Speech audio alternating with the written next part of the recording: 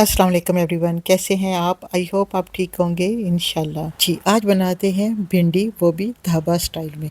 सबसे पहले जी भिंडियों को वॉश कर लेते हैं 1 से 2 बार पानी से। ये अच्छी सी वॉश हो जाए तो इसे छलनी में डाल के रख देते हैं ताकि इसका तमाम पानी हो जाए रिमूव। तो यहाँ पे जी मैंने भिंडियों को एक रुमाल के ऊपर फैला दिया है। अगर आप भी जल्दी भिंडियों को बनाना चाहते हैं और पानी अभी रिमूव नहीं हुआ तो इसे रुमाल के साथ 1 बाय 1 करके तमाम भिंडियों को साफ़ कर लें और फिर इसकी कटिंग करें। इससे भिंडियाँ लहसदार नहीं बनेंगी। चलिए जी रेसिपी को शुरू करते हैं। यहाँ पर चूल्हे की फ्लेम को ऑन कर देते हैं, ऊपर कढ़ाई रख देते हैं और इसमें 1 कप शामिल कर देते हैं ऑयल का।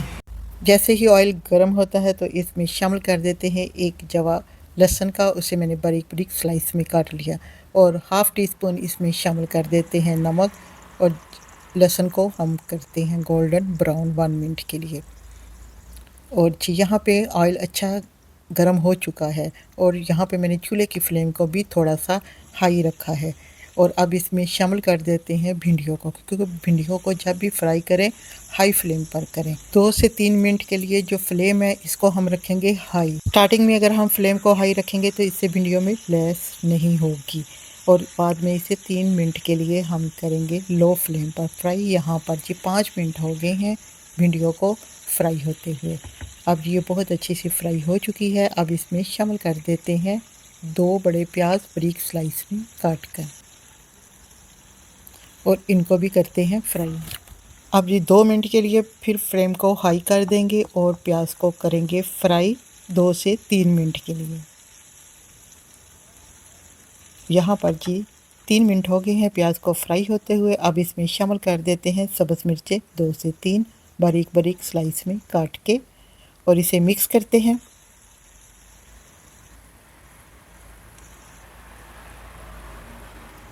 और अब इसमें शामिल करते हैं हाफ़ टी स्पून लाल मिर्च पाउडर और हाफ़ टी स्पून ही इसमें हल्दी पाउडर शामिल करेंगे और मैंने यहाँ पर हाफ़ टी स्पून शामिल किया है तंदूरी मसाले का।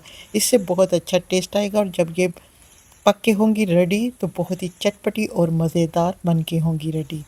अब जी इनको मिक्स करते हैं और 1 मिनट के लिए फ्राई करते हैं।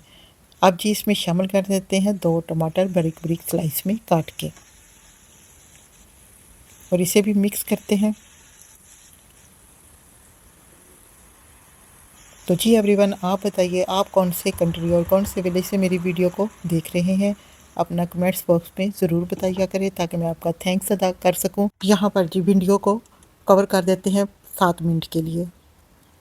7 मिनट बाद चेक करते हैं टमाटर प्याज भिंडी सब अच्छी सी हो गई है कुक। अब इसे 1 से 2 मिनट के लिए भिंडियों को भून लेते हैं यहाँ पर ताकि जो टमाटरों का पानी है वो ड्राई हो जाए। तो जी एवरीवन, आज की रेसिपी आपको कैसी लग रही है? अगर अच्छी लगे तो प्लीज़ लाइक करें, शेयर करें और आप बताइएगा आप भिंडियाँ किस तरीके से बनाते हैं, कमेंट्स बॉक्स में ज़रूर बताइएगा।